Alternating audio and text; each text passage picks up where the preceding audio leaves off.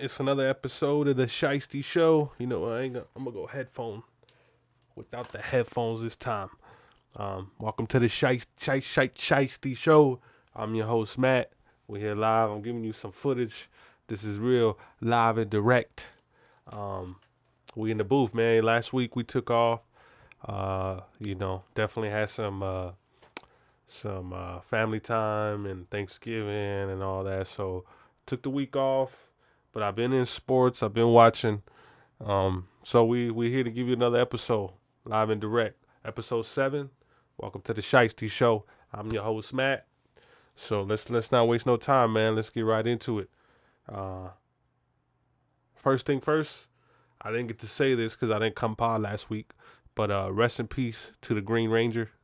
That was a part of my childhood when I was a young mustache out here in the streets, running amok. Definitely was a Power Ranger guy. I like Barney. Don't judge. I like Barney, the Power Rangers. Ninja Turtles. So, but yeah, man, rest in peace to him. Sorry, I don't know the name of the guy right now, but before this podcast is over, we'll get that name. Um, but you know what? First thing first, I got my notes here. I came prepared. I had been writing some stuff down, trying to make sure this pod was gonna be perfect. So this is it right here, man. But first thing I got on my list is pay that man, pay Josh Jacobs, pay that man right now, man. If you don't pay him and they let the Raiders let him walk at the end of the season, that's the stupidest mistake, stupidest move you could ever do.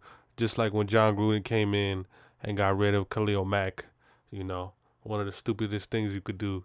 But in this situation, if you don't pay him, he walks, he's gonna tear it up, man. He's been proven he's an every down back, 300 yards. I was telling one of my friends today. Um, I haven't seen this since LT.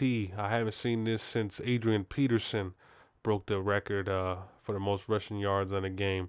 It's been a long. I think with the offenses in the offenses in the NFL now with so much passing and high scoring, a lot of teams abandon the running game, middle of the game, end of the game. They want to throw the ball.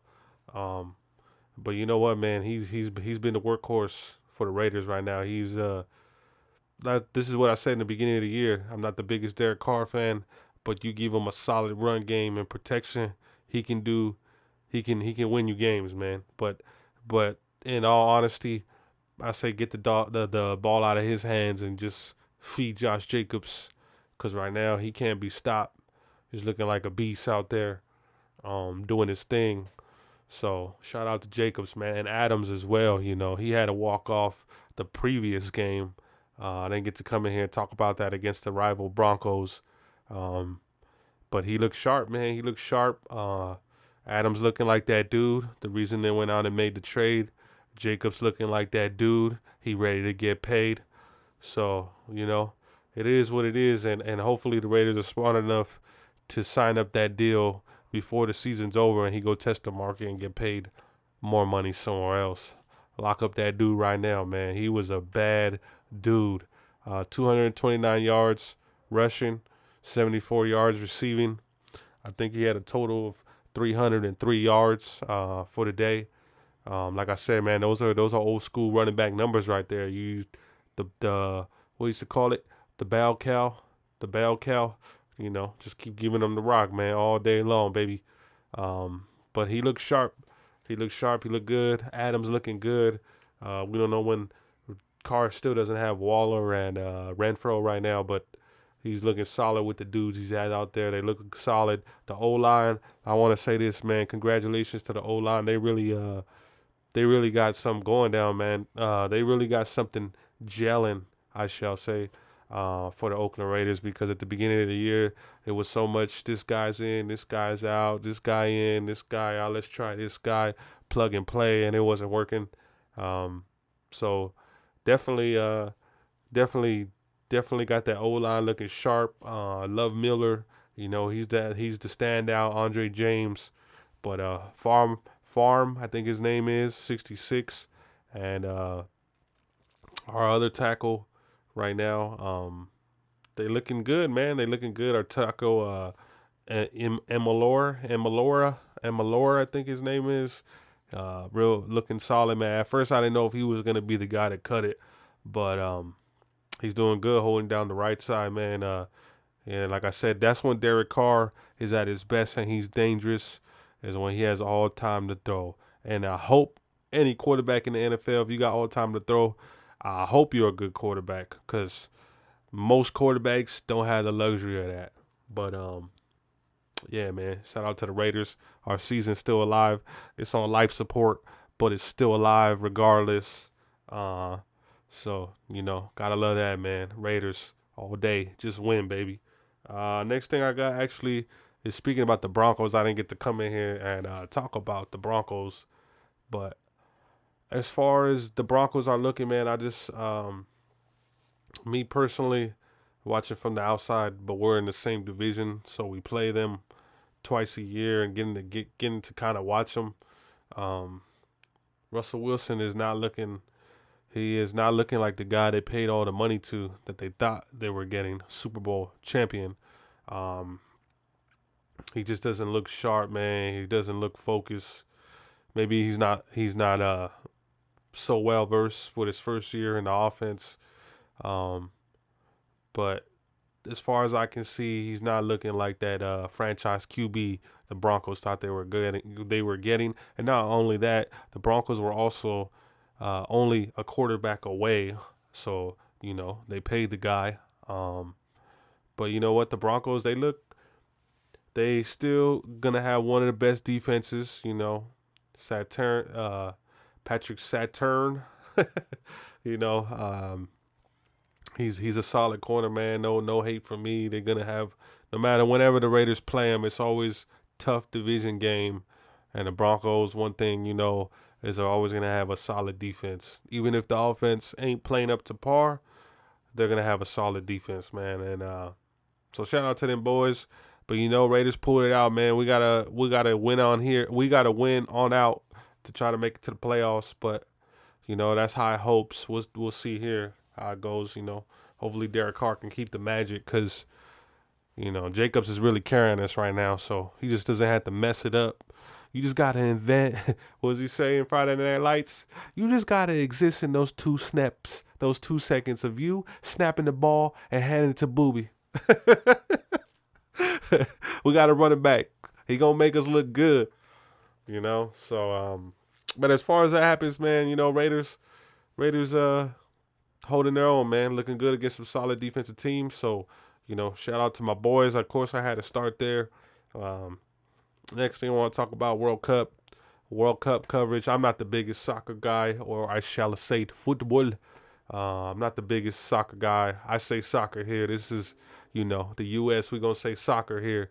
So, but at the end of the day, I'm not the biggest fan, but they were watching it at work. I took a gander at it. I took a glimpse. Watched USA win today, 1-0. I'm rocking with USA. Like I said, I don't really know too many of the teams, too many of the players. I'm still like on David Beckham. I know he probably retired already. It's probably the only guy I know, and Ronaldo, from the FIFA game. But other than that, I'm not the biggest fan, but I've been keeping an eye on it, rooting for the boys in blue, USA. Um, so they won an important game today. That's all I got to say about that. They beat Iran. I heard Iran was a solid team as well. So got a solid victory for them. They keep their hopes alive in the World Cup. It comes only every 4 years. I think that's why your average fan that maybe doesn't watch soccer so much, they'll tune into the World Cup and really pay attention to these games, because it's the best of the best, and it only comes every 4 years. So I've been kind of keeping my eye on it. This is probably the first time I've kind of been keeping an eye on it, keeping the scores in my phone. So shout out to the boys in blue. Next on my list here, we got, where the hell had the Rams been? There's my question. Where have the Rams gone? Super Bowl champions to Raiders have a better record. And I heard a lot of trash talking from a couple people that I know. Let me look in the camera here. A couple people that I know. Rams fans. Was OBJ that much of a spark for you guys? Because right now they are not looking like world champions. Matt Stafford ain't playing like I have him in my fantasy. He's been god awful. Akers, I don't know where that guy's been. He got lost somewhere in the shuffle. Uh, they got the dude Allen Robinson. I haven't heard his name since. Um, so they basically 3-8. They're pretty much out of the playoffs. What a big turnaround. That's the thing about football, man, is one team that can be sorry one year can turn around the next year just off the players they got and the players they drafted and turn it around that quick, man. Because to go from Super Bowl champ to bottom team high draft pick, that is not good, man. Not impressive for the world champs. I just want to say that. Um, but yeah, man, Rams definitely fell off a cliff this year. Are the 49ers for real? Same division. Um, they've been looking solid. The last couple games, McCaffrey hasn't really tore it up like he did the first couple games. I have him in my fantasy as well. He's been doing decent though, doing his thing. But as far as him sparking it even more, first couple games, Jimmy G still doing his thing. You know what I mean? Still doing his thing. So 49ers, they look for real, man. They look like the best team coming out of that division this year. Seattle as well. Raiders beating Seattle. We'll get into the scores later. But the Raiders beating Seattle. Sorry about that. But Seattle, great defensive team, does everything right. They had one of the best run stopping teams. So that's a strong team coming out too. And Geno Smith balling, man. Like I said before in previous podcasts, he's looked sharp. He's been in the league 10 years, and this is probably the best that I've seen Geno Smith. He was actually doing so good that I actually picked him up in one of my leagues. So shout out to Geno, man. But good game, crazy game, overtime game, you know. But back to it, 49ers. They looking like the real deal, but don't forget the Raiders are the Raiders are on the schedule. I believe it's one of the last two games of the year. I'm not quite sure which one, but we do see the Niners. Battle of the Bay no longer, but hey, we always gonna run the Bay, and we always gonna run LA. First team to get LA a Super Bowl, bring Oakland a couple Super Bowls. So we always gonna be wherever we go. The Raider Nation travels heavy. So, but back to the Niners, they looking strong, man. Jimmy G, he's looking like reliable. That's what I heard on the podcast, another podcast, sports podcast that I listened to. Reliable, man. You might want to look at a new draft pick as a new fancy car. Yeah, he's got the mechanics, he's got all this and that, but reliable still, waiting in the wings, winning games. Some people seem to forget that Jimmy G took him to a Super Bowl. So shout out to Jimmy G though, man. Shout out to the Niners. They looking like the real deal right now. Just wanted to bring that up. A couple other teams that I have on my list that are sleepers in the game. The New York Jets.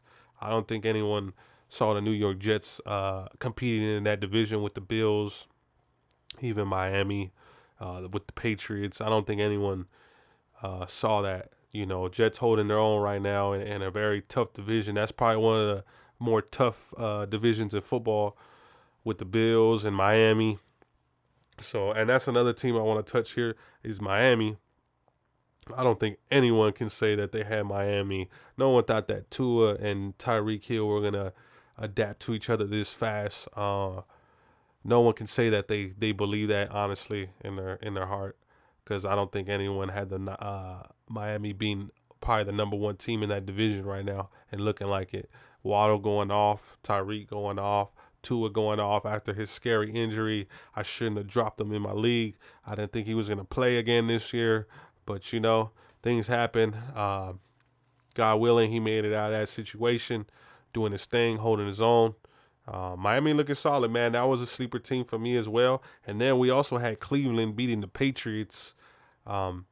that was another eye popping moment. Kind of makes me look at the situation with Bill Belichick and Tom Brady.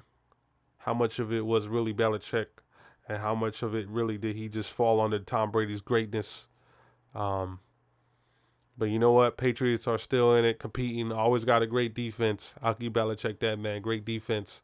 Um, but for what I see, Brady's won a Super Bowl already, and I don't think Belichick has made the playoffs since Brady has left. So in my eyes, right now, Brady's looking like he was carrying the ship for a lot of those years in that dynasty. Um, but we'll see. We'll see how it goes. Brady looked and washed as well. I said this in previous times. Uh, he's just he's just old, man. Father Time is gonna catch up to anybody and everybody, and that's just the name of the game and how it's gonna go. Um, but yeah, Browns pull out the win on Sunday. 21. Okay, to jump from sports to 21 Savage and Drake's album. I listened to about 70% of the album so far. It's been out for maybe a month, 2 or 3 weeks, somewhere around there. But so far, so good. Like the album. Always like the collaborations that Drake gets on. I always feel like when he's a featured act, it brings a little bit more out of him. Wants to show off a little bit more. Um, Good album so far. I think Flex was probably one of the ones I liked the most. Uh, pretty solid album, man. Now 21 saying he doesn't think Nas is relevant. That's another thing. I think some of these new guys forget what old heads did in the game just because they weren't really around when those older heads were tearing up the game. Because if you go back to early 2000s, late 90s, you couldn't go down a street in New York with probably hearing some Nas music. So these guys saying that guys are not relevant, this and that, maybe so in his eyes and the people that he listens to hip hop with. But for the majority of us that really love lyrics, Nas has never went anywhere. He's still dropping good albums. King Disease 3, another great album. King Disease 1 is probably my favorite from a lot of the new Nas projects. Didn't like the one with him and Kanye. But definitely King Disease 1, great album. Still dropping fire, still killing 90% of the game. So shout out to Nas on that one. So I don't really agree with what 21 said, but I'm not the biggest fan of 21 Savage music. As far as the album goes, the album was pretty solid. I'm gonna do a rating system here on Shiesty Show for my first album, the Drake and 21 Savage album. I'm gonna give it a solid 7.5. I'm gonna give it a 7.5. Wasn't the greatest Drake and Savage that I've heard, but also was pretty banging. Pretty pretty good album to sit back and sip through. A lot of times albums you get nowadays, one or two songs are hot.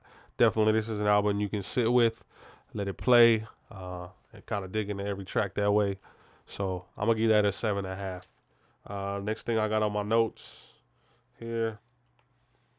Also RIP to the people in Walmart that were killed by their coworker. Rest in peace to the people killed in the gay bar.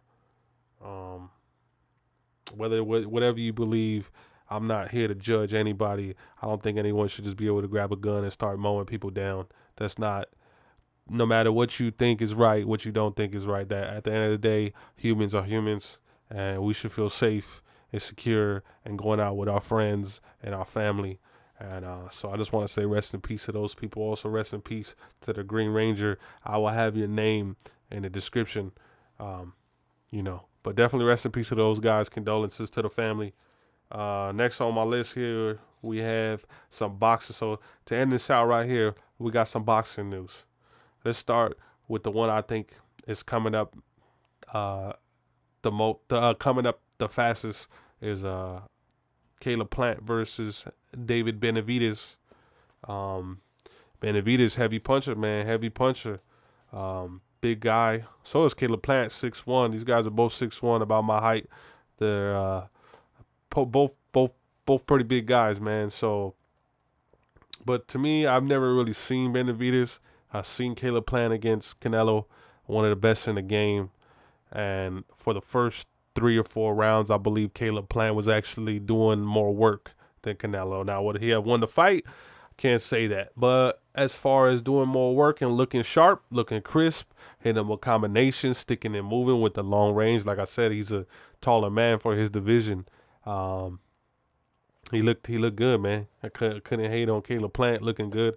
So I can't really come in and give you my not advice, but how could I say, my opinion on who would win right now. I'm going with Caleb. Nah, you know what? I'm gonna take the I'm gonna go with the risky way. And I'm gonna go with the fighter that I've heard of, but have not really seen. But I hear he's a big puncher, and he's also, Mexican. So I'm gonna rock with Benavidez, man. I think he's the bigger puncher. Now, is he the most skilled? Like I said, I can't.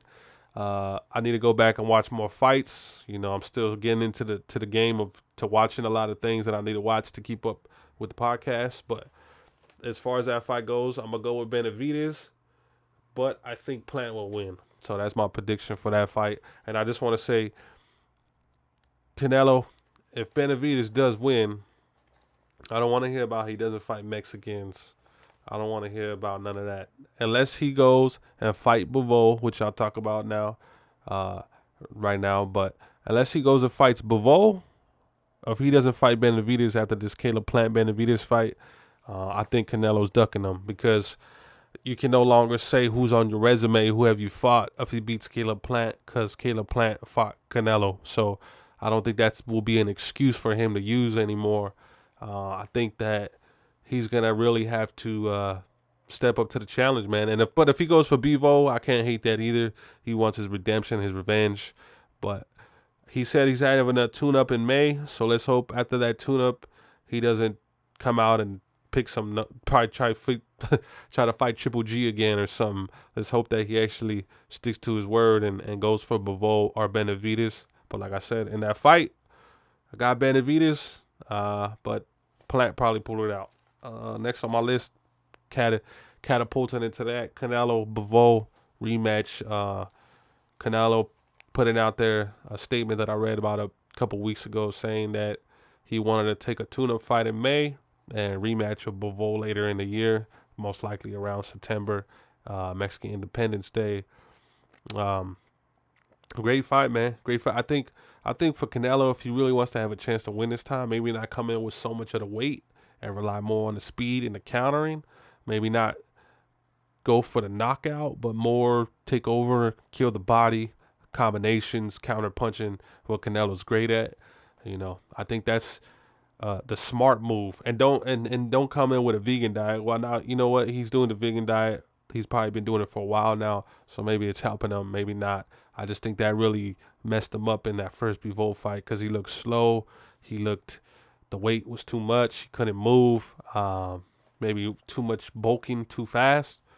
But he did not look good, man. So, because I know Bivol's going to make him come back up to 175. So, if Canelo can maybe get more endurance, a little less mass, I think it'll help him out in the long run. Do I think he'll win? I just think Bivol has fought people that punch harder than Canelo, that he's not really worried about the power. You got to think, Bivol is 175. He's 6 feet. He probably walks around 215, 220. So, big guy, 6 feet, solid muscle. So I think he's used to probably sparring with people that are about that weight, heavyweight division, light heavy division. Even though I think that's light, right? Or Superman? No, that's light heavy. So he's probably already sparring with heavyweights. Pretty sure Canelo does too. Probably not as often, but I know Bivol's probably already fighting guys that big. So I just think the power maybe a little bit too much. I think if he could come in and be crisp and land those power shots again, he'd probably pull it out. So if I had to choose here, first on the Shiesty show for that rematch, I'm gonna rock with Bivol. Maybe I don't think it'll be knockout. I don't think it'll be a knockout. I think it'll go to decision. It'll be close, but I don't think they'll strip the champ.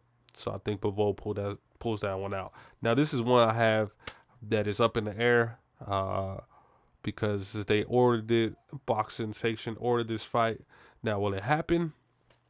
Pitbull versus Shakur Stevenson. Will it happen? I think it will. I don't think Pitbull's gonna run. I think right now he's running. I shouldn't say running. Right now he's saying he don't want the fight because he's looking at Tank. He wants the money. You know, he's like, hey man, I got a belt. I've beaten a couple guys that have been good. I've knocked them out quick. I think he feels he deserves that big money fight. But in all honesty, Shakur Stevenson ain't no walkover, no walk in the park. Um, Definitely rangy. I'm gonna say rangy, crisp, sharp. He reminds me of Devin Haney, and they both remind me of Mayweather. Maybe the defense not so much, but definitely the punching and the crisp and just being sharp. When you don't have to have the biggest punch, but now if you're hitting the same spot 12 rounds over and over and over and over and over and being sharp with your punches like that, it's gonna do a lot of damage and eventually breaks people down. So Shakur Stevenson, solid guy, but at the same time, Pitbull, he don't run, man. He don't run from the fire, man. I saw him with Tank. He don't run from the fire. His Tank threw heavy punches. He walked right through him and came and kept the pressure. Sometimes that pressure, when you keep it up for 12 rounds, is somebody just on you, laying the wood, beating you down, hitting your arms, hitting your neck, hitting your back, side of your head, your cheeks, your chest. Like Maidana did to Mayweather in the first fight, kind of be more rough and physical. I think Pitbull has a chance.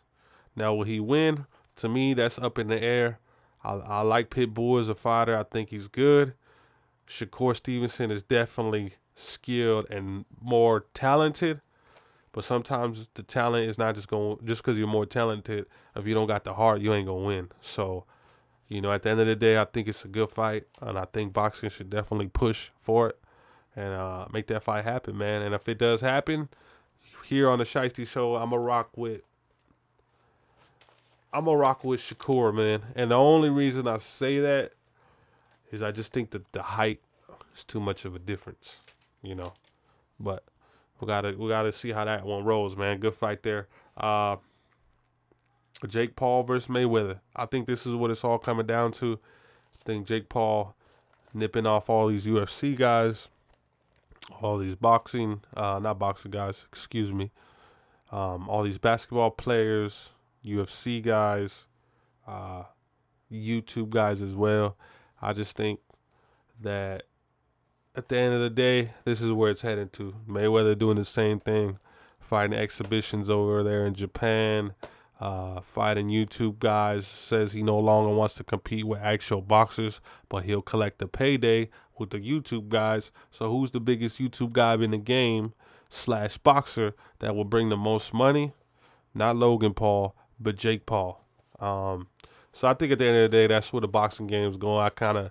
When you've been watching it long enough, you can kind of see the moves they're making behind the scenes. You know, you can kind of foreshadow how things are going to be, how what's going to eventually happen. In that one, you know, the only thing I see is maybe Mayweather knowing that he's been really training in boxing and he doesn't want to get caught with a big punch. You know, kind of like Silva did against Jake Paul. But I still say Mayweather's just too crisp, man. No matter what you do, this guy's been training since he was 7, 8 years old. You know, like him, I hate him. He trained harder than anybody in the game. When I used to watch those 24/7s, no drinking, no smoking, a lot of women. But during fight camp, 3, 4 in the morning, running down the street, you know, it's a different level of commitment you see from Mayweather that you maybe not like his cocky attitude, but respect the grind and the hustle. And at the end of the day, I think if they fight, I think Jake Paul puts up a great fight. But at the end, I think Mayweather too slick, too smooth. He probably pull it out. And the last one I got on here, before we get out of here, man, Tank versus Ryan Garcia. Boxing has made it happen. Here first, I might have to pack a bowl for this one. Here first, on the Shiesty Show, 2023, they promoting it. This is not this ain't off the burner account from Hickory Bill down the street that don't know nothing. This is actually promoted on Ryan Garcia and Tank Davis's page for Instagram and Twitter. I think this is the fight we need. Two superstars in the prime of their careers, prime of their lives, prime of their physical abilities that need to get in the ring with each other. Been calling each other out for the last 2 years. Been taking up these tune-up fights, getting ready. And it's finally going to happen, man. It's showtime. It's showtime. It's finally going to happen. Ryan is a great fighter. Tank is also a great fighter. He showed his will to win, definitely in that Cruz fight, fighting with a broken hand. But at the same time, I don't want to hear excuses because it's boxing. People get broken noses. People get broken hands. But, you know, he prevailed. He pulled through. Can't hate on it. Ryan, I don't really like Ryan's cockiness, but I do think he has quickness. He has the size, and he seems to be getting a little bit more sharp with his punches and a little bit more heavy-handed now that he's kind of filling his body out more as he's getting older. But he's always had the fast hands, man. He's always had the fast hands. He did get dropped by Luke Campbell, and I seen him face adversity as well. He got up and eventually won the fight. Now, a lot of people want to say, who's Luke Campbell? Luke Campbell was actually a gold medalist, so it wasn't like this guy was just some average Joe off the street. You know, maybe not the punching power, but definitely was not some bum off the street. So, you know, Ryan Garcia has also faced adversity in fights. I think it's gonna be a great fight, man. And who do I got winning? I got $50 with my boy P on this fight right here. But I'm gonna rock with Ryan Garcia, baby. You heard it here first. $50 on the line. One of my boys. Gonna be one of the best boxing matches in the game. We're gonna try to make it out there. We're gonna try to go to Vegas, get turned up, and have a great time. You just been another subscriber. I'm just playing. You've been another listener, and thank you for watching the Shiesty Show. I'm out.